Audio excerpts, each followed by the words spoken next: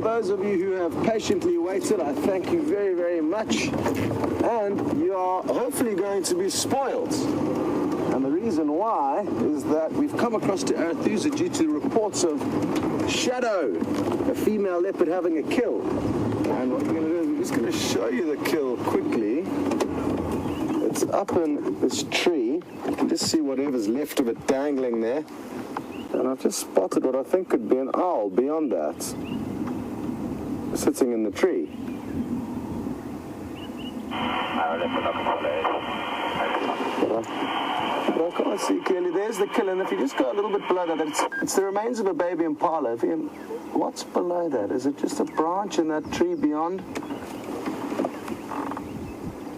I think it's just a branch that looked like an owl from a funny angle. There it is. But it's a branch. So now the leopard is not on site. She's hoisted the kill up into that tree, fed on it. She actually had this kill yesterday evening. And she was here this morning, but she was left unattended. And now we need to try and work out exactly where she's gone.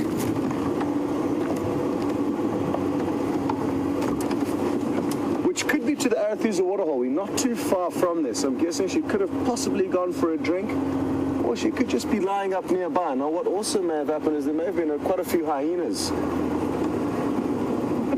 excuse me, coming in onto the scene. We've seen lots of tracks here, and that's a reason why she may have wanted to distance herself from the kill and not have to be in that tree, which doesn't look to be like the most comfortable of trees for her to sleep in. So I'm thinking we'll just take a slow drive down towards the Arethusa waterhole, see if we don't have any luck with her there.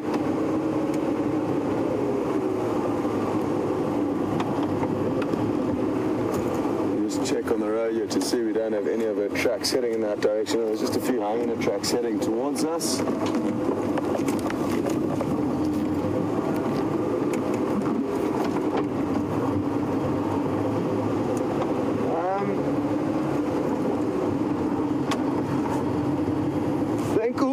Just so that you know, we were left asleep, and as soon as we heard the updates of this exciting news with the Shadow, we thought we'd race over here, but I don't think the lion's going to be up to anything else today.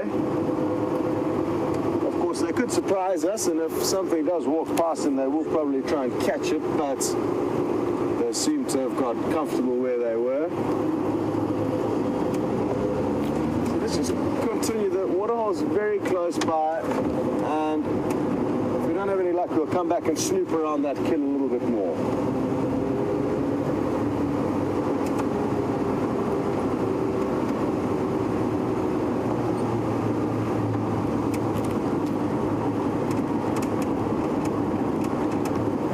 Hello, Patty in Michigan, who would like to know about some other lion that we don't ever see, called the Ottawa Pride, or we have yet to see them since I've been here. And Patsy, no, I'm not too sure what's going on with them. You say there were 3 adults with 3 cubs. Now you think there's just a mother and cubs. But no, sadly I'm not too sure what they're up to, as we don't see them much.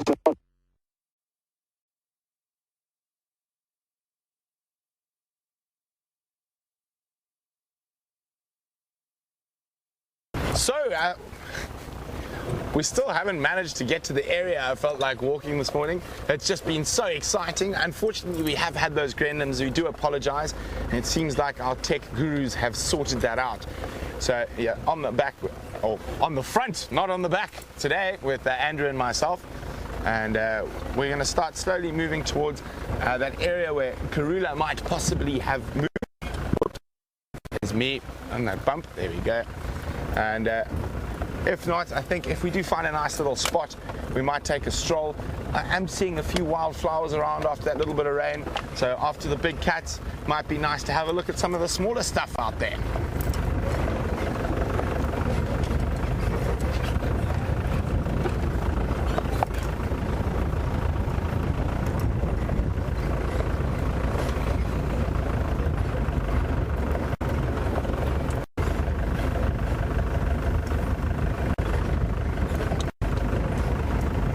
So So Ben in Leesburg is asking a question about one of my favorite topics out here in the bush, and that is seep lines. So seep lines are very, very interesting. It's how water travels from the top of the hills down to the bottom, and in different places you have different types of seep lines.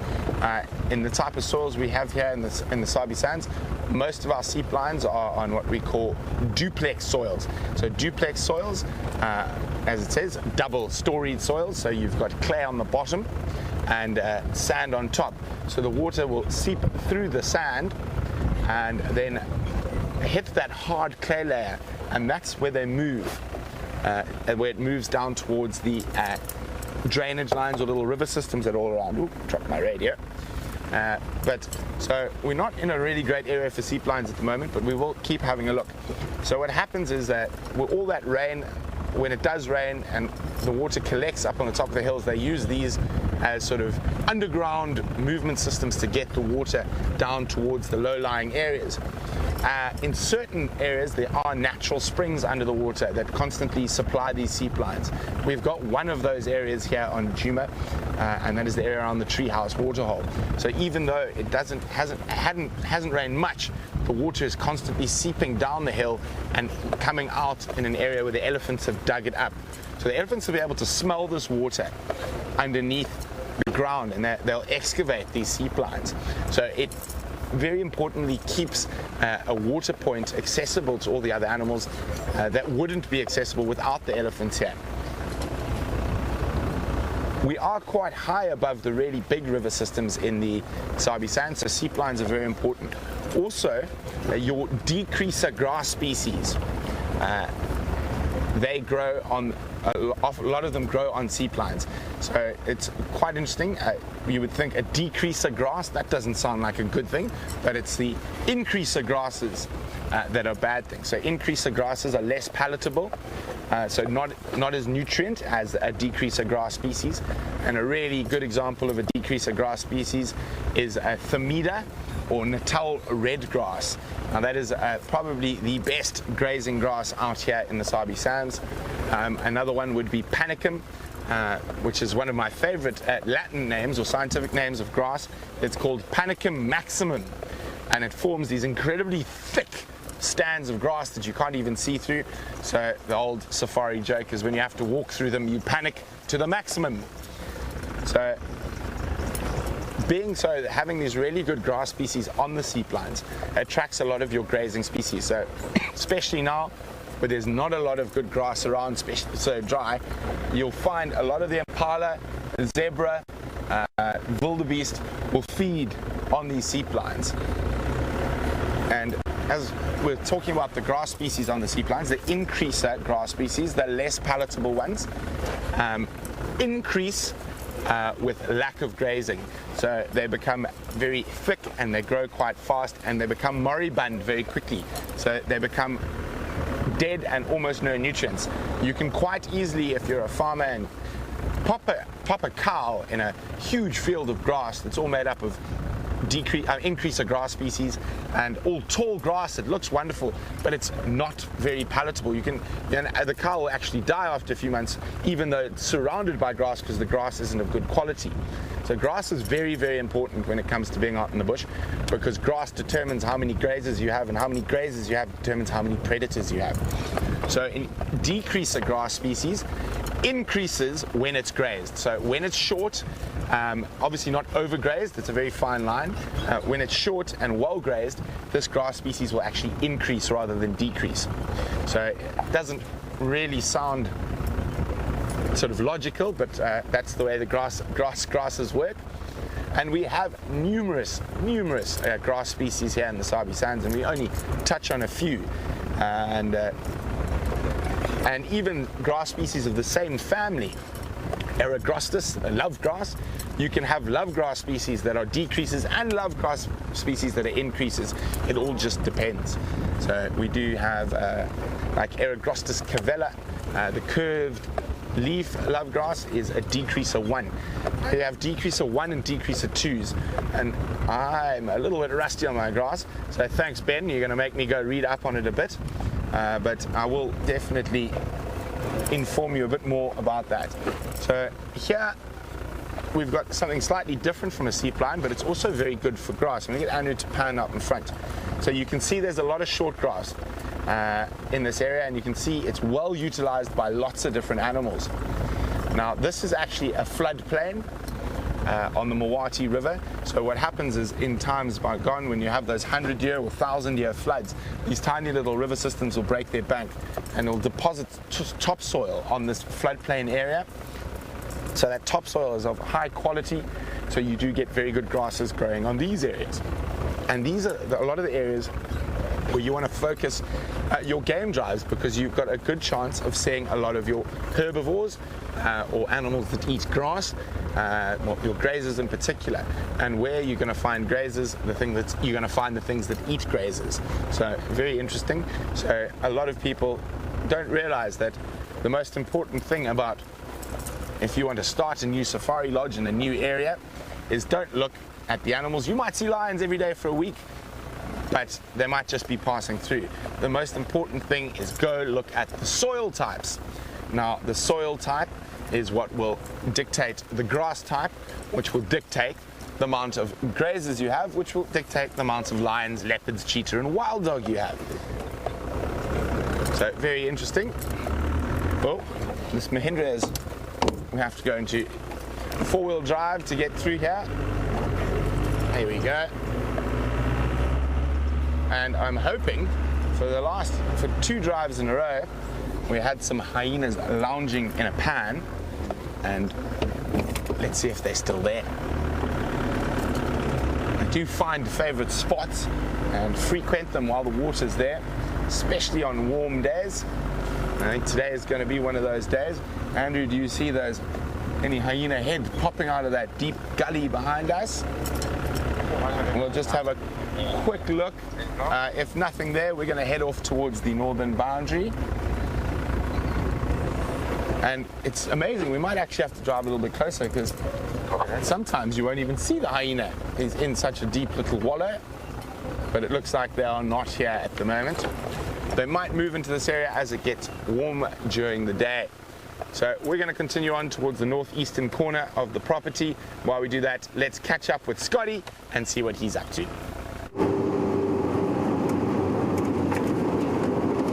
So Wium and myself headed back to that kill just to have a proper snoop around. We didn't actually make it to the water hole to go and check if she was going for a drink, because we lost picture. So we thought we'd go back, hopefully find her there where we did have picture, but because that didn't work out, we are going back to the water hole in the hope that once we get there, we still will have signal as well as the leopard. Now, it's not uncommon for leopards to leave their kills and go for a drink, and along the way they actually may make another kill, which is hard to believe, but it happens. And that's why it's not uncommon for leopards to have sometimes 2 kills hoisted in different positions. So I'm hoping that we find her here somewhere. It'd be great to see not only lions drinking, but also leopards drinking in the same morning.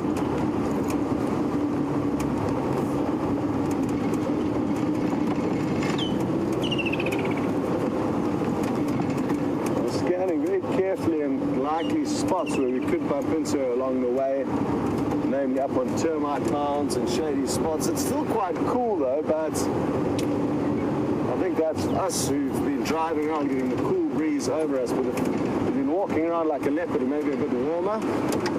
So I think that she may be inclined to be in a shady spot now.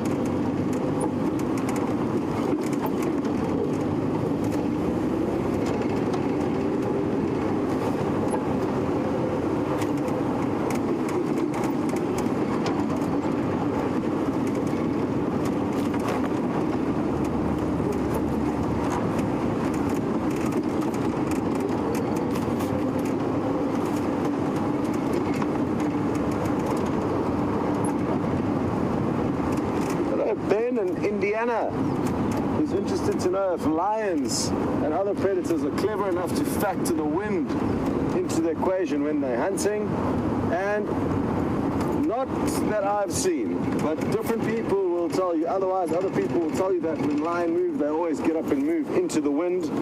I haven't noticed that, but some people feel very strongly. So it is possible that that happens. Like anything, I guess, in nature, anything is possible. But as far as I'm concerned, predators are not nearly as clever as people make them out to be, and they don't factor wind into the equation that I've seen. So if the wind isn't in their favor and they're stalking up to some prey, well, then their cover will be blown. Let's take a quick scan around here. No immediate sign of a leopard taking a drink, but interestingly, I feel that she may be quite fussy as well as clever, and may decide to go and drink at possibly a fresher water source where water may be pumped into, or she may know where there's a broken tap in the Arethusa camp. Not to say that there's broken taps here, but you know what I mean? There could be a kind of little spot where she gets fresher water than what remains in this muddy water, or she may have just found a mud wallow that has water in it somewhere nearby to the kill. But this is the closest official air kind of water to where she had the kill, which is about a quarter of a mile away from us, not far away at all.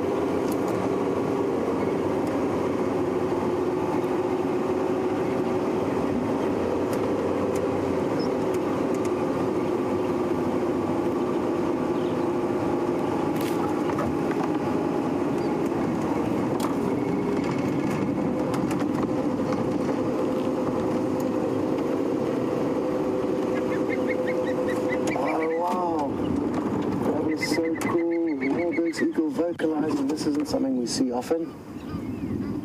Do it again now that the vehicle's off, please. Come on.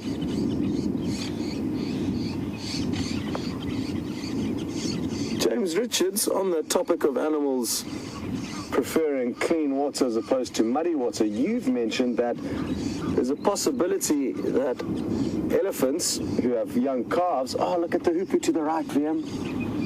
Awesome. An African hoopoe. And watch carefully, it may flare up that crest on its head. There we go. They do that usually as they land.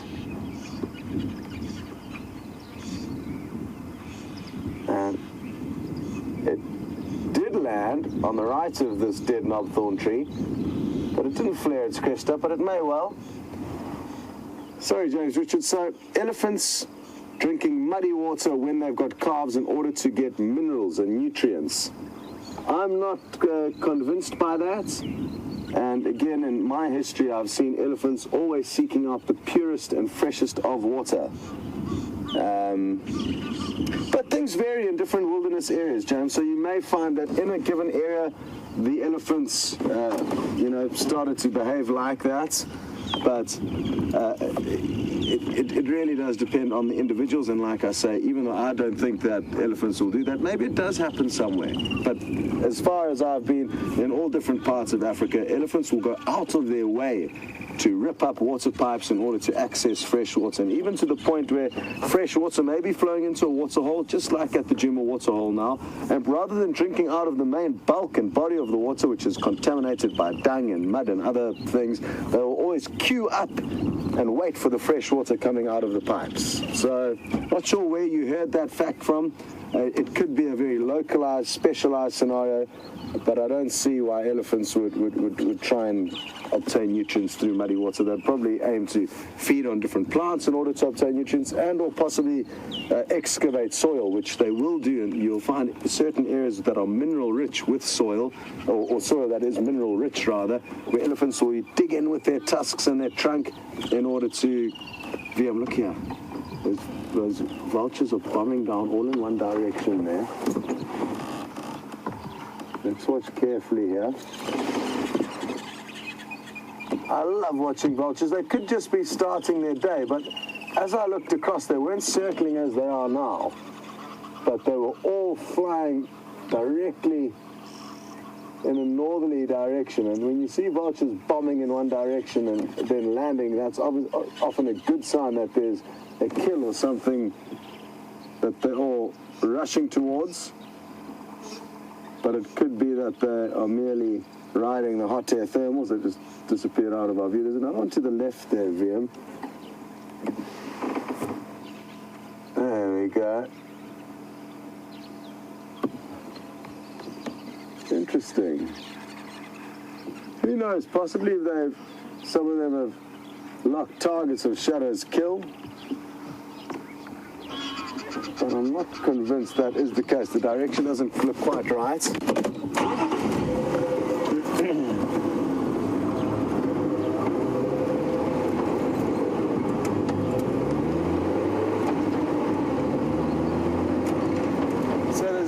There's another road that we can take back that will allow us to cover slightly different ground on the way back to that kill. And let's go back there and see if she hasn't poked her head out again. Maybe she's come and had a drink and now made her way back already.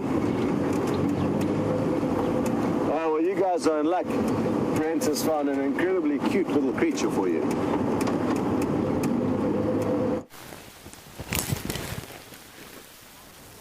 So, on our way towards where Karula was last seen, I've spotted one of the smallest little leopard tortoises I've seen this year. So newly hatched, look how little he is. His head's probably about the same size as my finger, maybe even a bit smaller.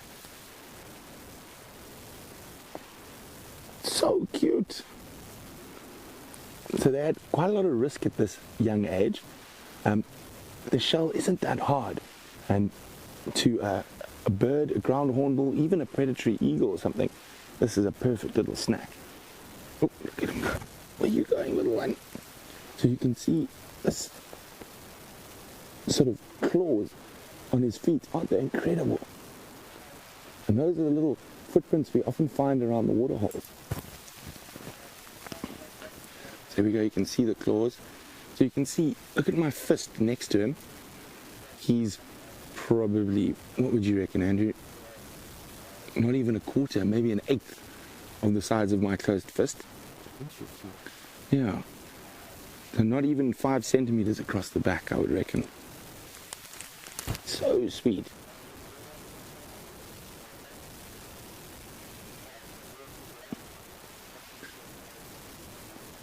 And you can see how the ridges are forming and hardening. So Sherbert's wondering how we spotted this, and we just saw him moving, or her moving. Oh, it's got grass in his mouth even. So it has been having a meal today. I'm just gonna, if it wants to leave, I'm just gonna move out of the way so it can move away from us. So this little bit of rain we've had recently is the reason why they've sort of probably hatched recently. Sherbet, so basically I just saw what looked to be a little piece of stone that was crossing the road in front of us. And fortunately I saw it before we drove over him. He's reversing now. Looks like he's looking for a way. I've moved away from him, give him a bit of space in case he wants to move on. Or maybe it looks like going to investigate Andrew and the camera.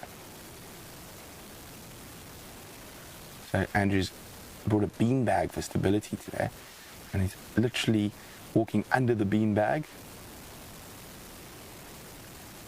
Look at that. Incredible.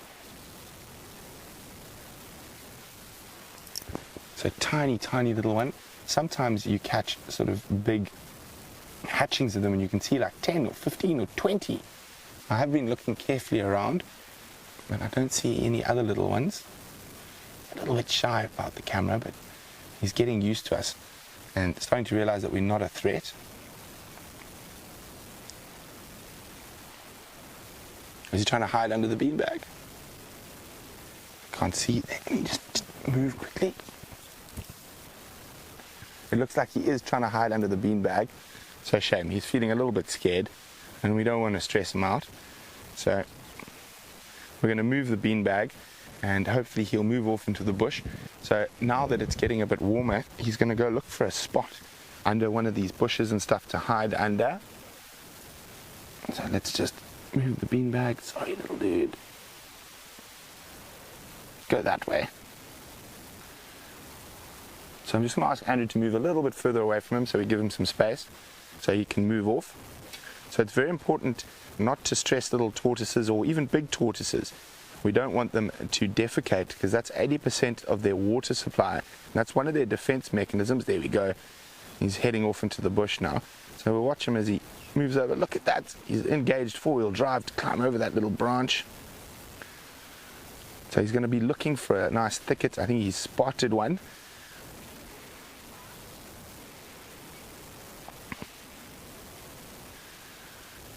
So Lynn's asking, how fast do they grow?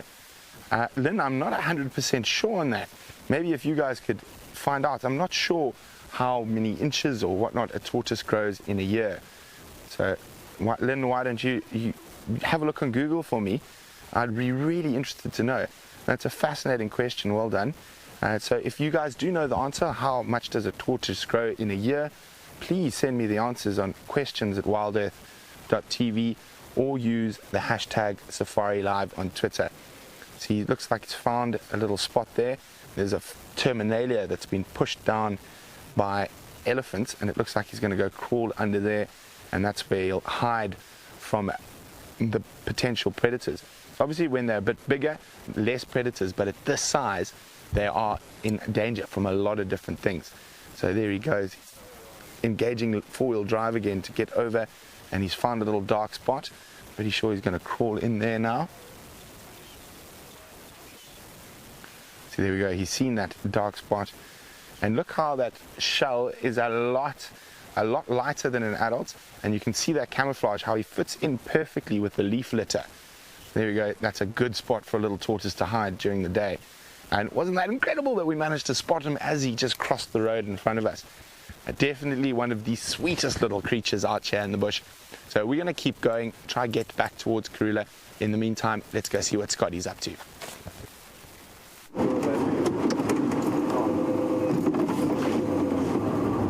Welcome backwards, everyone, and we are reversing towards a squirrel. Doesn't sound too happy. Just letting off its little alarm. Chick, chick, chick, chick.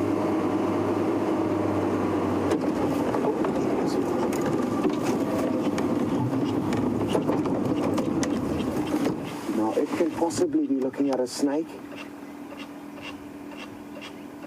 Something that is moving here is causing the squirrel to be uneasy, and if it is a snake, it'll be very difficult to spot it, as they very often are.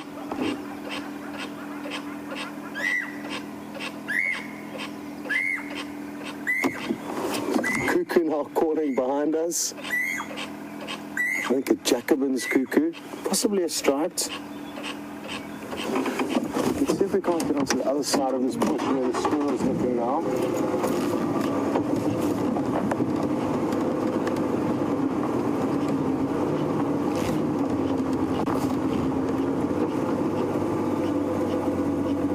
You'd like to know what vultures we were looking at, and in all likelihood they were the white-backed vultures. Those are the most common vultures we see here, and that's what I would guess. So that they were very far, so I didn't get my binoculars onto them, so can't be certain. So you can hear the squirrel still alarming. There's his tail twitching there. There it is. Well done, Wium.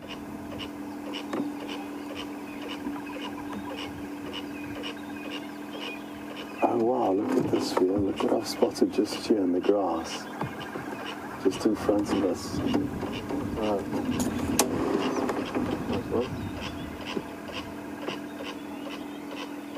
Now I doubt the squirrel is shouting at this little scrub here, but maybe there's something hunting the scrub here. They've got incredible camouflage, and this is where they live during the day. They just hide out in thick vegetation like this. But it could be that the squirrel's got a false alarm and it's seen the scrub here and isn't too sure what it is. So that's a possibility. Look at the scrub here.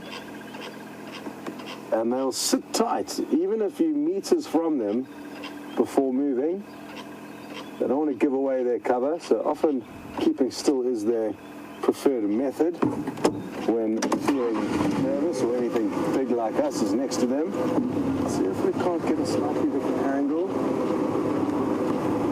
I'm convinced there's something here, because for the squirrel to still be shouting the way it is, there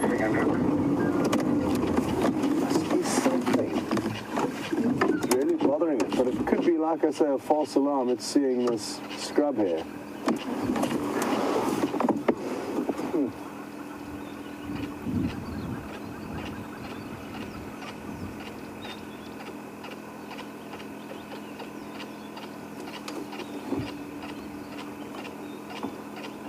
Hello, Billy in Nova Scotia. You're wondering if we ever go scouting for snakes. Well, Billy, I'm always scouting for snakes whenever I'm out. I'm hoping to see one.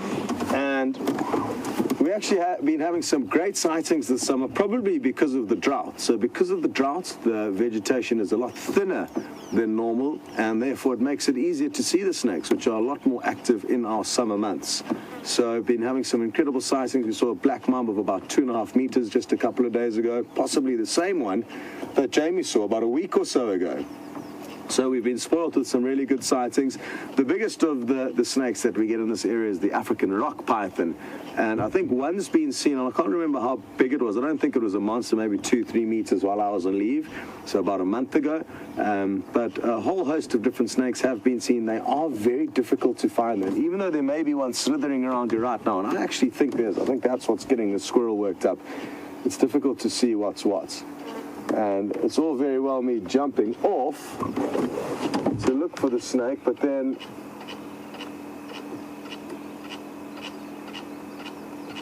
we aren't going to be able to get you to see it. So there's no good if I get off and find the snake without you guys seeing it as well. So that's why I'm rather waiting here in the hope that we may see something slithering about. Bear has just mentioned that we must be not too trusting of the squirrel, as sometimes they do call for the wrong reasons. I can't resist this anymore. I'm going to jump off and have a look. Maybe there's a puff adder, a very well camouflaged sluggish snake in there. And let's see if we can work out what it is.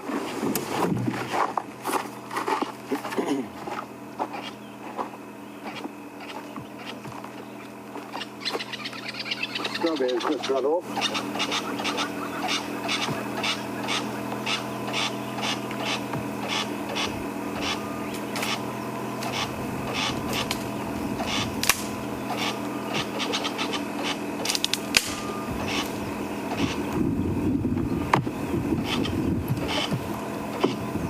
Squirrel, what have you seen?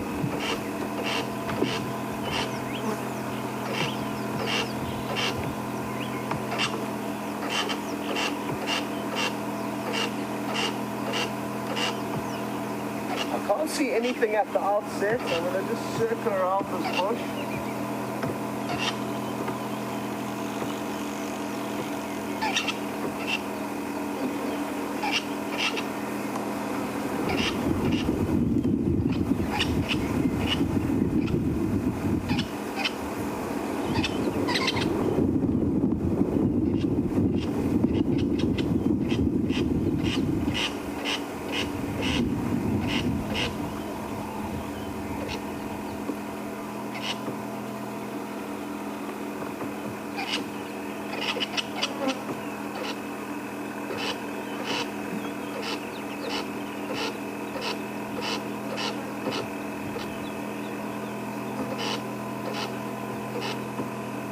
I think this squirrel may have lost its marbles and be seeing things, but in its defense, you do get snakes that are incredibly well camouflaged, like the puff adder. It could be lying here somewhere that I'm just simply not seeing.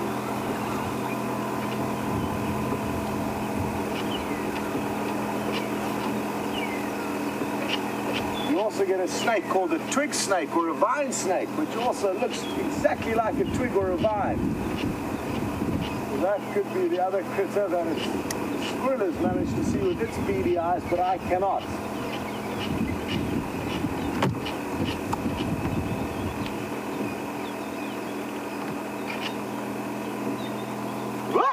Only joking. Only joking, but I got punished because I got a thorn in my foot as I performed that little stunt. I think you gave the squirrel a heart attack.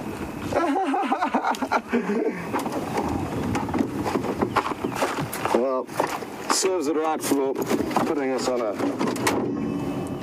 pointless snake chase, but always exciting. And that's the wonderful thing about responding to alarm calls, is that most of the time you don't find anything, but sometimes you do. And when you do it's always so exciting, and I was just with Wium actually the other day. I mean, remember how awesome that was when we came around the corner with those birds alarm calling, and all of a sudden there was this black mamba that we had been alerted to entirely by the birds. And if it wasn't for these animals that alarm call, we wouldn't find nearly as much animals and exciting predators as we do.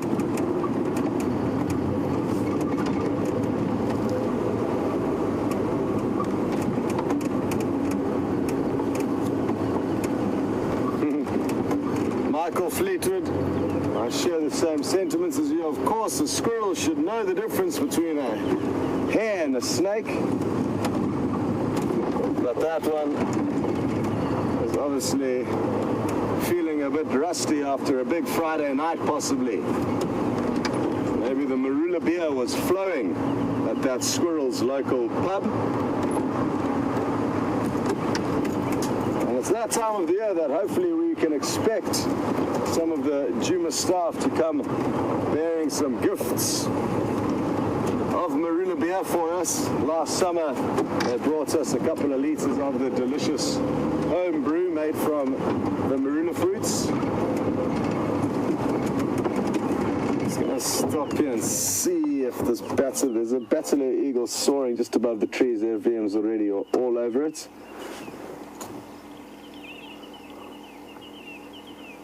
I think this could be a juvenile Bateleur, just judging by its coloration. It doesn't have the black and white of the adults. And what's interesting is that they can take up to 8 years to reach their adult plumage, and that gives you an idea of the longevity of eagles, which can live well into their 50s and sometimes older than that, I'm told.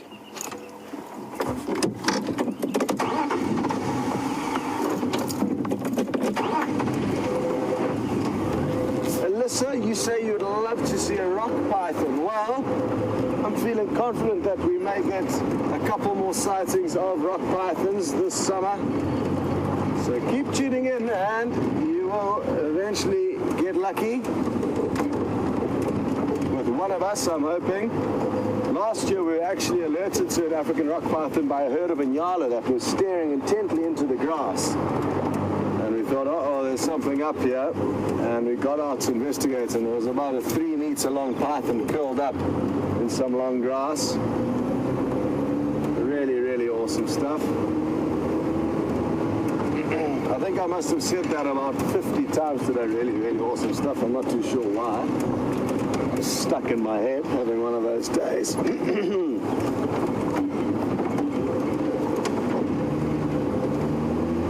But in my defense, there has been a lot of awesome things going on this morning, but possibly I need to read through the thesaurus of a few alternate adjectives to use. I'm not too sure what's happening with the Nkuhumas pride, but they were left unattended last I heard on the radio. We're going to swing past them now and see if we can't see exactly where they are so that we know where they are for the afternoon drive. Carol, so you were hoping for an update, and Carol, we will update you right now, and in the next 5 minutes or so we should be in their last position. Now I'm guessing we're going to find them sleeping. How weird is it that two leopards that have both had kills over the last 3 days now? Karula had the duiker the day before yesterday and yesterday. Now Shadow with this kill, and we just can't seem to see the leopards. All we get to see is the kills, which is remarkable. That for 3 days has been a leopardess on a kill, yet all we've seen is the kill. So interesting just to go to emphasize how luck plays such a massive role in what you see on safari. But there's enough meats remaining at Shadow's Kill that hopefully I think Brent will be driving this afternoon. We'll get lucky, or maybe he can do a full day of walking and I'll do a full day of driving. We'll have to work it out. Either way though, one of us will be torn between the Nkuhumas pride and Shadow.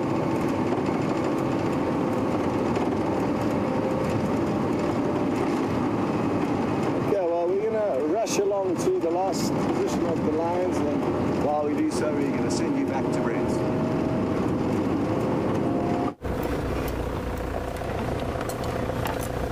So we've come to the spot where Karula had her duiker killed. There's still some meat in the tree. And it's unlike Karula to leave anything to waste. So you can just see over my shoulder there's a bit of the leg and the hips hanging there. I'm just trying to check under every bush, see if she's there.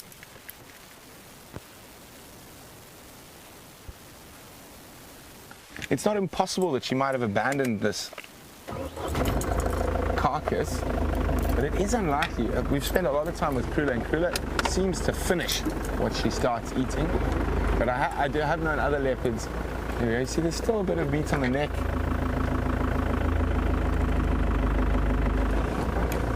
But it isn't impossible that she might have abandoned it. And if she has, I think it's a strong possibility is she could hear Thandi and Tingana yesterday mating, and she went to investigate. So just double check again carefully. She's not hiding around the corner. Nope, doesn't look like it. So very interesting. There's one little spot I want to check. And maybe she's gone for a drink. And there's a tiny bit of water in Buffalo's Hook waterhole, but it is quite, for lack of a better description, foul. But if that little bit of rain, this is the beginning of a sort of a river system and a drainage.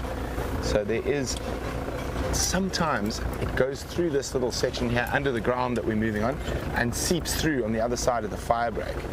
So I'm going to go have a look, and wouldn't it be just the perfect end to this Sunrise Safari if we found Karula just here.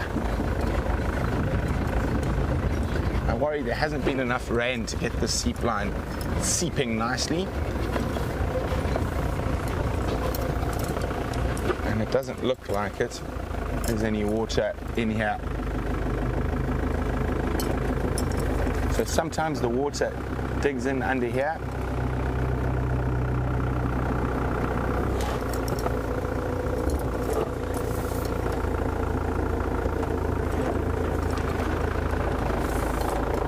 A very big thank you to Lynn in Michigan.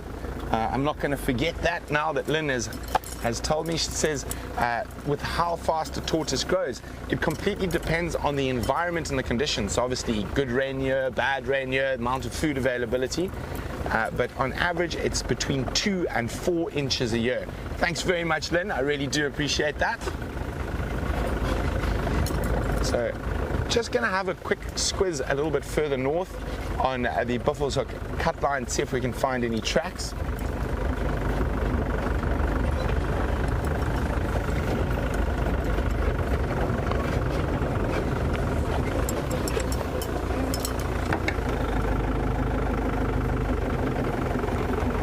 There's just lots of hyena tracks around.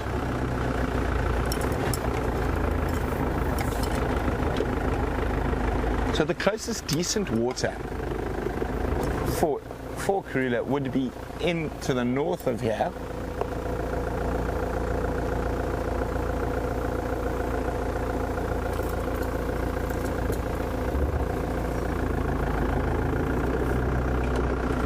Michael Fleetwood, thanks for another question, Michael.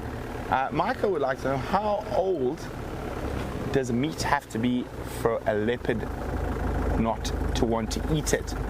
Well, Michael, leopards will eat the absolutely most rotten, vile stuff you've ever seen. So it literally has to be so old that it is dry and hard and unable to be chewed. So generally, rotting meat full of maggots make not a difference to a lion or a leopard. And of course, to a hyena. Just checking carefully. I'm not seeing any tracks.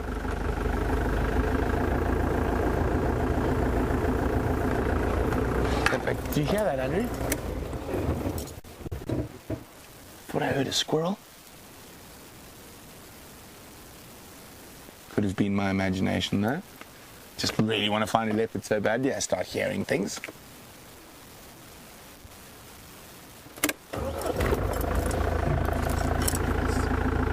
Scoot back a little bit. Check a termite mound. We always know Karula likes a good termite mound. Nope, nothing there. Let's continue on.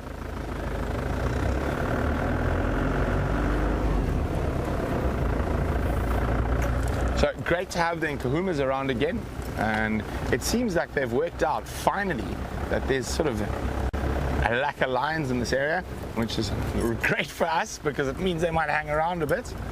And it is wonderful to have the lions, and especially the Nkuhuma pride, a pride that we've spent so much time with. And I wonder where that fifth female is. Maybe she's off mating with a Birmingham.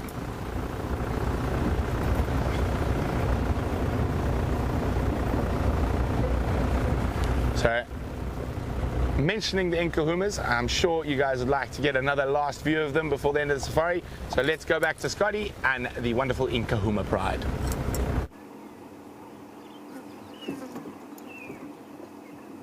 Well, as predicted, the Nkuhuma lioness taking it easy, and they're probably going to continue to do so the whole day, unless, of course, something stumbles past them. And there's a good chance in this quite thick area that they are in that they will get lucky, and simply by sleeping in this thick area, they increase their chances of an easy ambush. I'm hoping that this afternoon we get lucky enough to see them reuniting with the fifth lioness from this pride, and nobody seems to know where she is. So maybe she's off mating with one of the Birmingham boys. Who knows?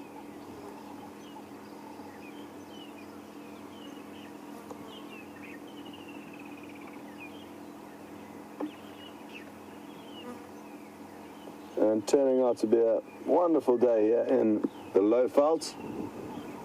And I guess we've got off to what was a great start, the excitement of looking for the leopard, and then the wonderful reports that came through from you guys that these lions were at the Djuma Waterhole. So Brent and I both rushed over, and I really love being in sightings with another SafariLIVE vehicle, because we just give you different views and perspectives, and you also get to see exactly how the picture's coming to you, or where at least it's coming to you from the different perspectives.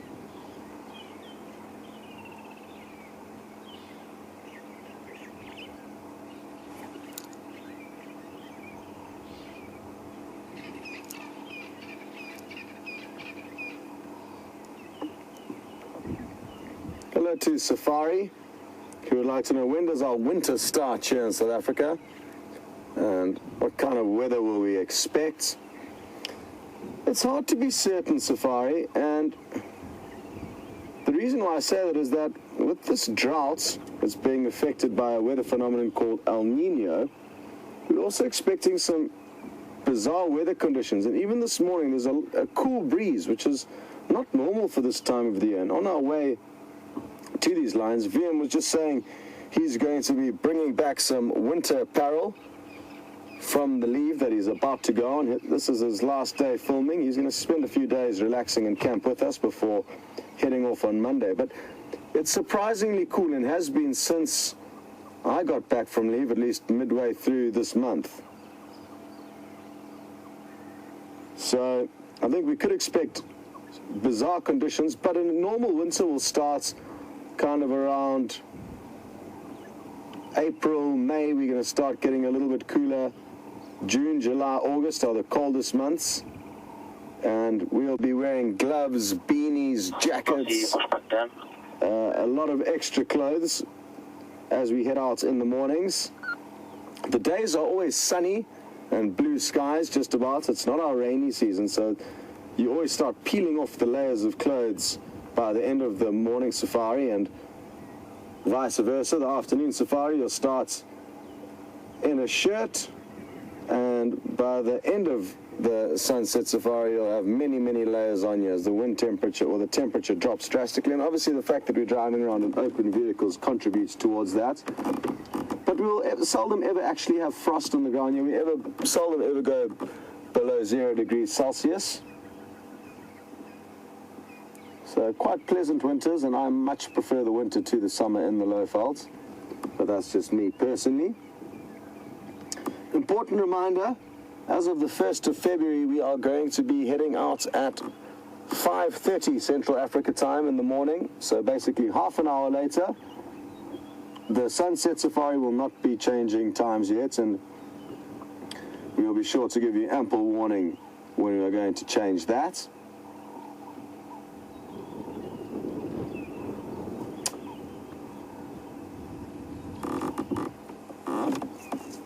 Well, it's been a wonderful, wonderful morning. Again, apologies for the tech issues along the way, but well done to the tech team who managed to resolve that problem, and at least we got to spend some more time with you towards the end of the Sunrise Safari. Thank you again for all the questions and contributions, and well done to Kirsty and Nikki in the final control room.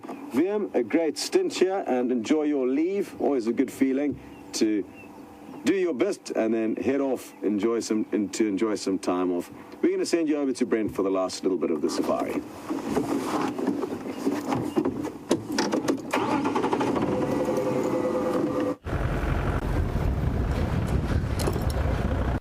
So isn't that incredible? Just as I said, if Karula has abandoned that meet, it's because she heard the mating pair. And I hear Scotty got an update from the south that Karula has been seen trailing the mating pair. Now, this is not uncommon for a female leopard when another female intrudes into her territory. But because they're mating, she doesn't generally engage with that female unless she's an estrus. So she's prepared to sort of have that female in her territory while the mating is going on. If she were to say hang around and start scent marking, then there would be a problem. But it has been an incredible morning, unfortunately beset with a few technical difficulties, and hopefully those have all been ironed out before the sunset safari starts. So hopefully, I know Jamie and Scott will be after those lions, and hopefully Karula decides to make her way back towards us. But from Andrew and myself on the mobile tracking team, it's been great having you with us, and I cannot wait to get out again tomorrow morning, and always a little bit jealous of the guys who are on drive, but who knows, maybe you'll see me out. But from the whole SafariLIVE team, goodbye.